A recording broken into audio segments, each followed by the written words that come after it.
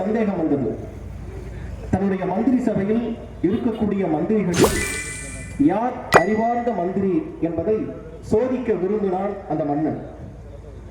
உடனடியாக தன்னுடைய மந்திரிகளை எல்லாம் அழைத்து பூட்டப்பட்ட ஒரு கதவை காட்டி, இந்த கதவை திறப்பதற்கு நான் 3 நாட்கள் அவகாசம் தருகிறேன்.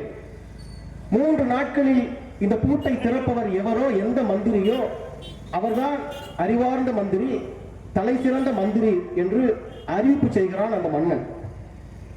அங்கிருந்த மந்திரிகள் எல்லாம் போட்டி போட்டுக்கொண்டு கதவை திறப்பதற்கு முயற்சி செய்தார்கள்.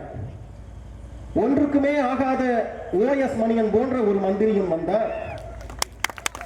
3 நாட்களாக முட்டி முழங்கி பார்த்தார், பூட்டை திறக்கவில்லை, அசைக்க கூட அவரால் முடியவில்லை. வெட்டி வந்தா காட்டுகின்ற வேதரத்னம் போன்ற ஒரு மந்திரியும் வந்தார்.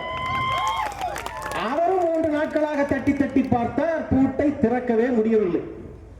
இறுதியாக இடும்பாவனம் கார்த்தி போன்ற ஒரு எளிய பிள்ளை, ஒரு இளைஞன் வந்தான். வந்த வேகத்தில் ஒரே தட்டு தட்டினான், பூட்டு திறந்து விட்டது. OS மணியனுக்கு ஒரே வியப்பு, வேதரத்தினத்திற்கு வியப்பிலும் வியப்பு.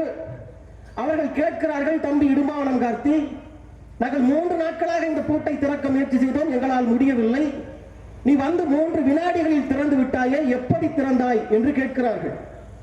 அதற்கு இடும்பாவனம் கார்த்தி சொல்கிறார், அட மங்குனி மந்திரிகளே, பூட்டப்படாத பூட்டை திறப்பதற்கு 3 நாட்கள் சாவி தேடி அலைந்த நீங்கள் ஒரே ஒரு முறை பூட்டை பார்த்திருந்தால் அன்றே திறந்திருக்கலாம் இல்லையா என்று சொன்னால், அந்த வகையில் கதையில் வருவது போல பூட்டை திறந்த இடும்பாவனம் கார்த்தி இன்னும் 8 மாதத்தில் வேதாரண்யம் சட்டமன்ற தொகுதி சார்பாக கோட்டையை திறக்க போகிறார்.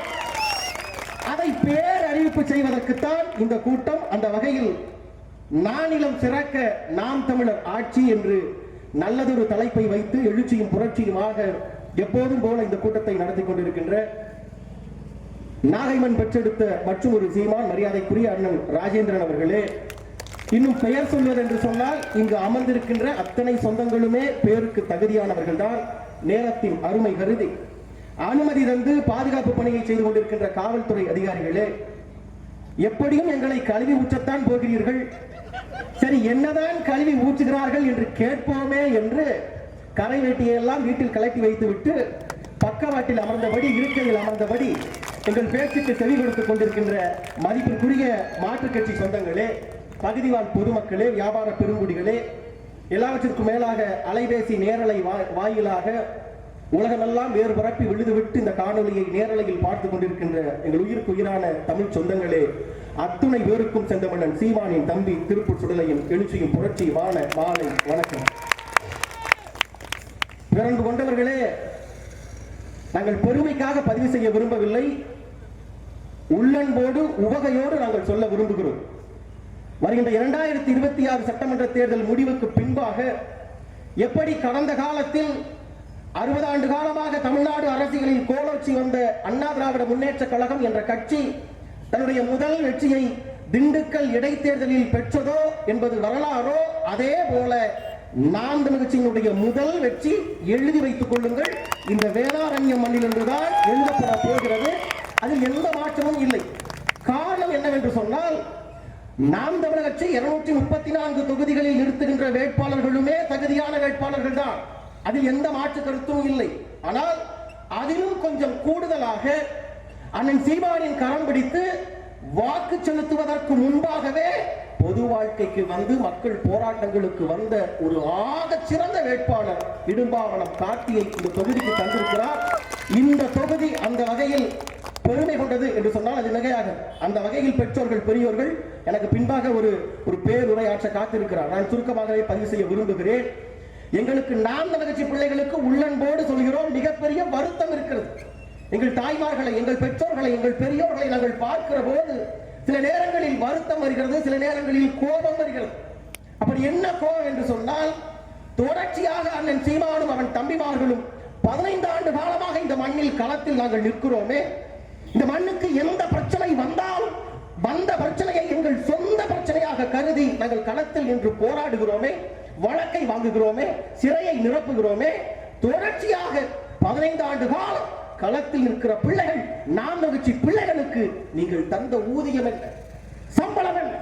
ஸல்லல்லாஹு அலைஹி வஸல்லம் நபிகள் சொல்கிறார், உழைத்தவனுடைய வியர்வை காய்வதற்கு முன்பாக அவனுக்கான ஊதியத்தை கொடுத்து விடு, சம்பளத்தை கொடுத்து விடு என்று சொல்கிறார். என்று சொன்னால் 15 ஆண்டு காலமாக இந்த மண்ணில் உழைக்கிற பிள்ளைகள், சீமானின் தம்பிகள், நாங்கள் இதுவரை நீங்கள் கொடுத்த ஊதியம் என்ன? தொடர்ச்சியாக இந்த மண்ணில் எந்த பிரச்சனை வந்தாலும், எந்த போராட்டம் வந்தாலும் சீமான் என்ன செய்கிறார்? சீமான் பேசவில்லையா? சீமான் களத்திற்கு வரவில்லையா? தொடர்ச்சியா ஹைட்ரோ கார்பன் பிரச்சனையா? முதலில் வருவது அண்ணன் சீமான். இந்த மண்ணில் கூடங்குளம் பிரச்சனையா? முதலில் போராடுவது நாம் தமிழர் கட்சி. 8 வழிச்சாலை திட்டமா, பரந்தூர் விமான நிலையமா, எந்த பிரச்சனை வந்தாலும் அந்த பிரச்சனைக்காக தொடர்ச்சியாக போராடுகிற பிள்ளைகள் சீமானின் தம்பிகள். ஆனால் ஓட்டு போடணுமா? ஓட்டு போடுற அன்னைக்கு மட்டும் உதயசூரியன் எங்க இருக்கு, ரெட்டலை எங்க இருக்கு, தாமரை எங்க இருக்கு, அப்ப கட்ட வழக்கமாறு எங்க இருக்கு, செருப்பு எங்க இருக்கு? கேட்க தோணுதா இல்லையா? தோணுதா இல்லை? தொடர்ச்சியாக உங்களுக்கு போராடுவதற்கு சீமானும் அவன் தம்பிகளும் தேவை. வாக்களிப்பதற்கு மட்டும் அங்க ஓஎஸ் மணியனுக்கு தான் ஒட்டுவோம், அங்க வேதத்துக்கு தான் ஒட்டுவோம்னா கோபம் வருகிறதா இல்லை?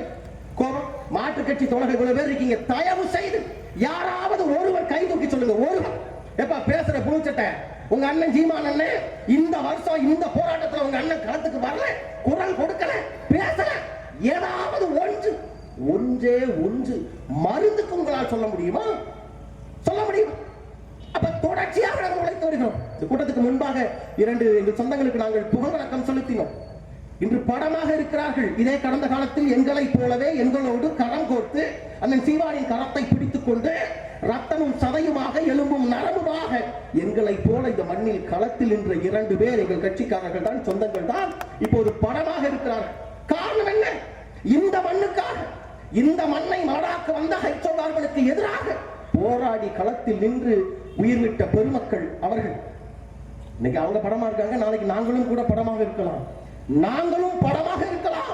நாங்கள் ஏற்றுக்கொண்ட கொள்கை, தத்துவம் கட்டாயம் அது படமாக இருக்காது, பாடமாக இருக்கும். அந்த வகையில் இந்த மண்ணில் பேசுகிற நான் நாளை படமாக நின்றால் இந்த மண்ணில் வேறொரு பிள்ளை பேசுவோம். நாளை கார்த்திக்கு பதிலாக வேறொரு தம்பி, ஒரு சின்னஞ்சிறு பிள்ளை இந்த மண்ணில் வேட்பாளராக நிற்பார். கட்டாயம் எங்கள் தத்துவம் வெல்லும் என்ற புரிதலோடு நாங்கள் களத்தில் நிற்போம். எங்களுக்கு என்ன வருத்தம்னா, உங்களுக்கு எப்படித்தான் சரி பண்ணனே தெரியல. இந்த மக்களை இந்த ஒரு படத்துல தான் ஆர்யா சொல்லுவாரு நயன்தாராவை பார்த்து, உங்களை எப்படி தாங்க கரெக்ட் பண்றது, நீங்களே சொல்லிடுங்களேன் பாரு. அது போல நாங்க மக்கள்கிட்ட கேட்கிறோம், உங்களை எப்படி தாங்க எனக்கு ஓட்டு போடுவீங்க சொல்லுங்க, எப்படி சொல்லுங்க, செஞ்சுடுவோம். அப்ப பேரன்பு கொண்ட பெற்றோர்கள், பெரியோர்கள், இந்த பிள்ளைகள் அண்ணன் சீமானின் தலைமையில் நாங்கள் வைக்கிற அரசியல் புதிய அரசியல், மாற்று அரசியல். உங்களால் கற்பனை கூட செய்து பார்க்க முடியாத அரசியலை களத்தில் செய்ய வந்த பிள்ளைகள் சீமானின் தம்பிகள். நாங்கள் கேட்பதெல்லாம் ஒன்றே ஒன்றுதான், உங்களுடைய ஆதரவு. உங்க ஆதரவு திமுகவுக்கு மாத்தி போடுறானே, அதிமுகவுக்கு போடுறானே. இப்ப எடப்பாடி அவர்கள் உரிமை மீட்பு பயணம், தமிழகத்தை மீட்போம், உரிமையை காப்போம்னு போறாரு.